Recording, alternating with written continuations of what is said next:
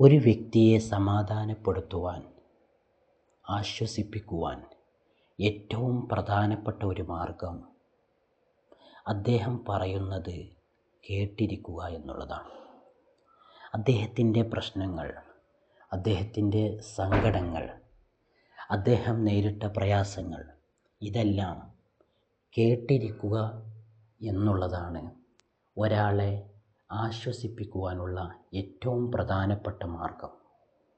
ഭാര്യ ഭർത്താവിനെ ആശ്വസിപ്പിക്കുകയാണെങ്കിലും ഭർത്താവ് ഭാര്യയെ ആശ്വസിപ്പിക്കുകയാണെങ്കിലും ഓരോ വ്യക്തികൾക്കുമുള്ള പ്രയാസങ്ങൾ നമ്മളോട് പറയുമ്പോൾ, അവരുടെ യാതനകൾ നമ്മളുമായി പങ്കുവെക്കുമ്പോൾ ക്ഷമയോടുകൂടെ സഹനത്തോടുകൂടെ അത് കേട്ടിരിക്കുക എന്നുള്ളതാണ് ഏറ്റവും പ്രധാനപ്പെട്ട മാർഗം.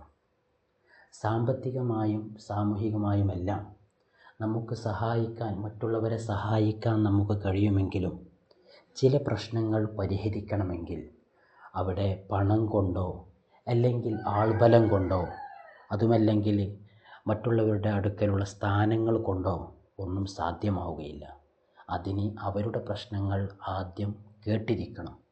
എൻ്റെ പ്രശ്നങ്ങൾ കേൾക്കുവാൻ എനിക്കൊരു ഭർത്താവ് ഉണ്ട് എന്ന ഒരു തോന്നൽ, ദൃഢമായ ഒരു തീരുമാനം ഭാര്യയ്ക്ക് ഉണ്ടായിരിക്കണം. അതുപോലെ ഭർത്താവിൻ്റെ പ്രശ്നങ്ങൾ കേൾക്കുവാൻ സഹനശീലയായ ക്ഷമയുള്ള ഒരു ഭാര്യയുണ്ട് എന്ന ഒരു തോന്നൽ ഭർത്താവിനും ഉണ്ടായിരിക്കണം. അങ്ങനെ പരസ്പരം പ്രശ്നങ്ങൾ കേൾക്കുക, നമുക്ക് ചെയ്യാൻ പറ്റുന്ന പരിഹാരങ്ങൾ ചെയ്തു കൊടുക്കുക. അതുകൊണ്ട് തന്നെ പ്രശ്നപരിഹാരത്തിനുള്ള ആദ്യത്തെ സ്റ്റെപ്പ്, പ്രധാനപ്പെട്ട ഒരു സ്റ്റെപ്പ് എന്ന് പറയുന്നത് ഓരോ വ്യക്തികളുടെയും പ്രശ്നങ്ങൾ ആദ്യം ക്ഷമയോടുകൂടെ കേട്ടിരിക്കുക. അങ്ങനെ കേട്ടിരുന്നാൽ തന്നെ പ്രശ്നങ്ങളുടെ പകുതി ശതമാനം അവിടെ ഇല്ലാതെയാകും.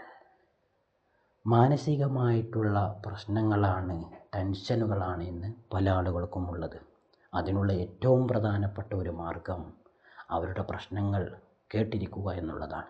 മനഃശാസ്ത്രജ്ഞന്മാർ, സൈക്കോളജിസ്റ്റുകൾ ഏറ്റവും കൂടുതൽ ഉപയോഗപ്പെടുത്തുന്നതും ഒരു പ്രശ്നപരിഹാരത്തിന് അവർ കൈക്കൊള്ളുന്നത്, അവർ പറയുന്ന ഏക പോയിൻ്റ് എന്നുള്ളത് ആദ്യം പ്രശ്നം അനുഭവിച്ചവരുടെ പ്രശ്നങ്ങൾ കേൾക്കുക എന്നുള്ളതാണ്.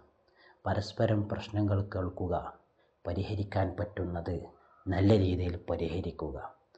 പ്രശ്നങ്ങൾ പരസ്പരം കേൾക്കാതെ പാതി വഴിയിൽ പിരിഞ്ഞുപോയ എത്രയോ ആളുകളുണ്ട്.